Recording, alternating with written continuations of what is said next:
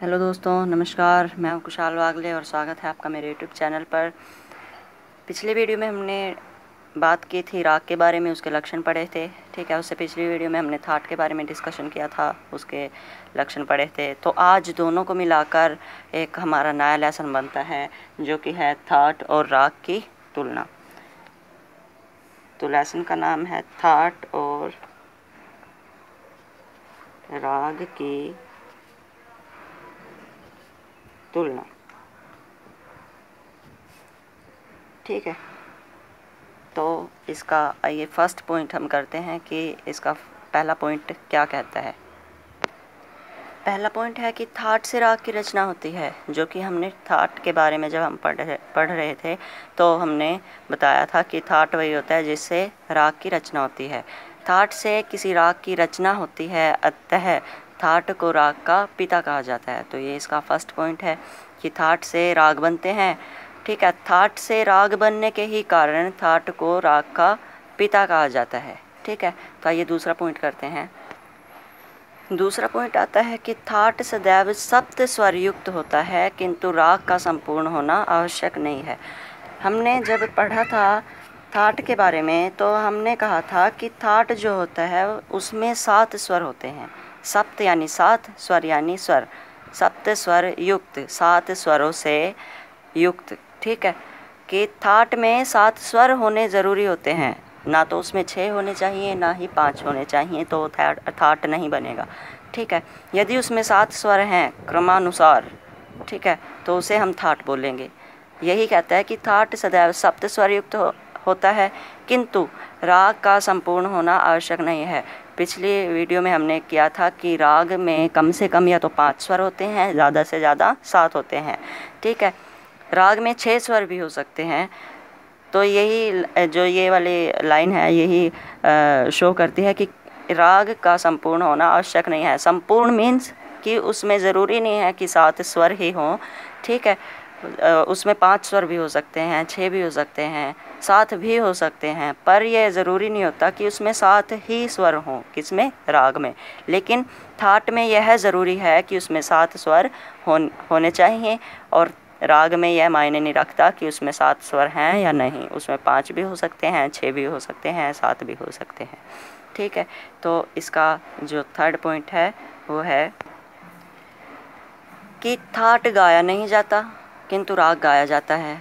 वही पढ़ा था हमने थाट के बारे में जब लक्षण किए थे कि थाट को गाया बजाया नहीं जा सकता, लेकिन राग को गाया जा सकता है, बजाया जा सकता है।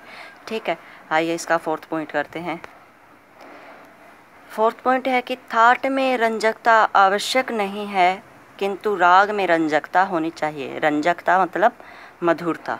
ठीक है, रंजकता मीन्स मधुरता, कि थाट में रंजकता मधुरता होनी आवश्यक नहीं है, किंतु राग में रंजकता या मधुरता होनी चाहिए। क्यों होनी चाहिए?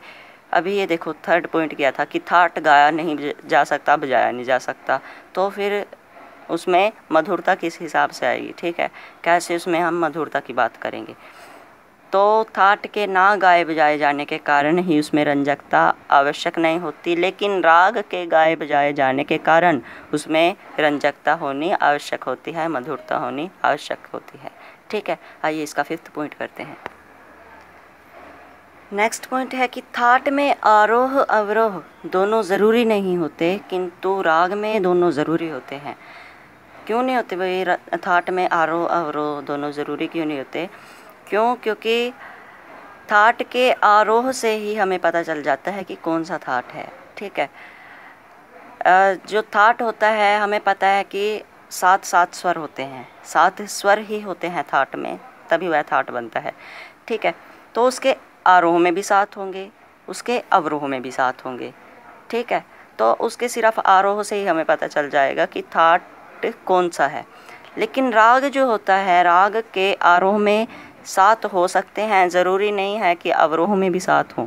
आरोह में 7 हैं तो अवरोह में 5 हो सकते हैं। ठीक है, आरोह में 6 हैं तो अवरोह में उसके 7 हो सकते हैं। यदि आरोह में 7 स्वर हैं तो अवरोह में 6 स्वर भी हो सकते हैं, तो ऐसा हो सकता है।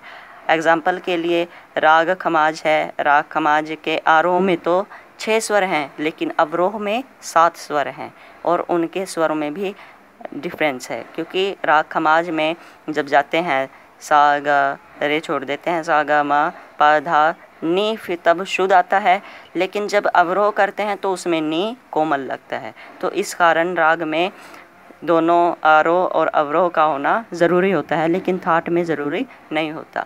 तो आइए 6th पॉइंट इसका करते हैं। 6th पॉइंट है कि थाट में वादी संवादी न्यास गायन समय ज़रूरी नहीं है, किंतु राग में ये सब चीज़ें आवश्यक होती हैं। तो हम इनके बारे में डिस्कशन करेंगे, लेकिन मैं बता दूं यहाँ पर थोड़ा सा। वादी स्वर क्या होता है, जो किसी राग में सबसे ज़्यादा बार आता है, सबसे ज़्यादा बार गाया बजाया जाता है, और स्वरों की अपेक्षा जिस राग में एक स्वर बार बार उसी पर आते हैं वही गाया बजाया जाता है ज़्यादा, ठीक है, और स्वरों के मुकाबले, उसे वादी स्वर बोलते हैं। वादी से कम बार जो स्वर गाया जाता है या बजाया जाता है उसे संवादी स्वर बोलते हैं। न्यास क्या होता है, जिन स्वरों पर रुका जाता है, ठहराव होता है, ठहरा जाता है कि कोई राग को गाते समय। गायन समय क्या होता है, गायन समय होता है कि किसी भी राग को गाने का ना एक निश्चित समय होता है। जैसे राग भैरवी को गाने के लिए प्रातःकाल होता है, ठीक है, राग यमन को गाने के लिए शाम का समय, ठीक है, दिन का प्रथम पहर रात्रि का प्रथम पहर माना गया है, ठीक है, यमन को गाने के लिए। तो ऐसे सभी रागों के गायन समय निर्धारित हैं, ठीक है। न्यास जिन स्वरों पर रुका जाता है, वादी संवादी मैंने बता दिए। अच्छा, पॉइंट है कि थाट में वादी संवादी न्यास गायन समय ज़रूरी नहीं होता, किंतु राग में आवश्यक होते हैं। क्यों? वही घुमा फिरा कर वही बात आ जाती है कि थाट को गाया नहीं जाता, लेकिन तो राग को गाया जाता है। थाट के ना गाए बजाए जाने के कारण उसमें वादी संवादी न्यास गायन समय की ज़रूरत नहीं पड़ती, लेकिन राग गाया भी जाता है, बजाया भी जाता है, तो उसमें इन सब चीज़ों की आवश्यकता होती है, ठीक है। तो आओ 7th इसका पॉइंट करते हैं। 7th पॉइंट आता है कि थाटों में सारे स्वर क्रमानुसार होने चाहिए, लेकिन राग में ऐसा कोई बंधन नहीं होता। थाटों में सारे स्वर क्रमानुसार होने चाहिए, मतलब क्रम में होने चाहिए। सा रे गा मा पा धा नी सा, ठीक है, क्रम में, मतलब सा रे गा मा पा धा नी सा। ऐसे नहीं होना चाहिए कि सा फिर गा फिर, ठीक है, रे छोड़कर गा, फिर गा के बाद रे लिखा, फिर रे के बाद मा, नहीं, ऐसा नहीं होना चाहिए। क्रमानुसार होना चाहिए। जैसे हम काउंटिंग लिखते हैं ना, 1 2 3 4 5 6, जैसे मैंने लिखा है 1 2 3 4 5 6 7, ये ऐसे तो नहीं लिखी ना 1 3 8 7 6, ठीक है, 4, ऐसे तो नहीं लिखी ना, क्रमानुसार है। 1 2 3 4 5 6 7 सीरियल वाइज है। इसी तरह से सीरियल वाइज स्वर भी होने चाहिए, सारे गामा पा धा नी। किस में, किस केस में? थाटों के केस में। लेकिन रागों के केस में ऐसा नहीं है, ठीक है। ज़रूरी नहीं है रागों के केस में कि स्वर जो है क्रमानुसार हों।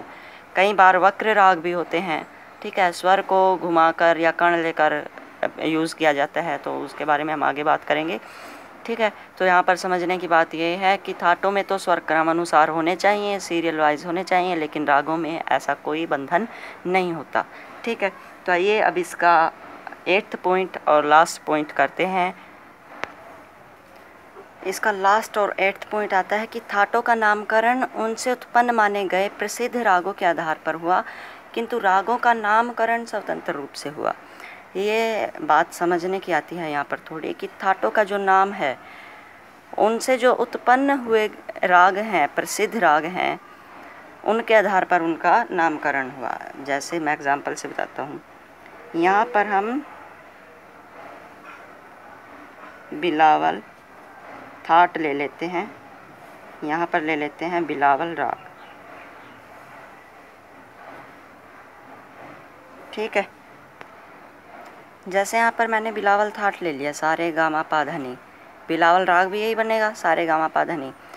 तो जो बिलावल थाट है ना, उसका नाम नहीं था पहले, ठीक है, बिलावल थाट था, उसका नाम नहीं था पहले, वो सिर्फ थाट था ऐसे।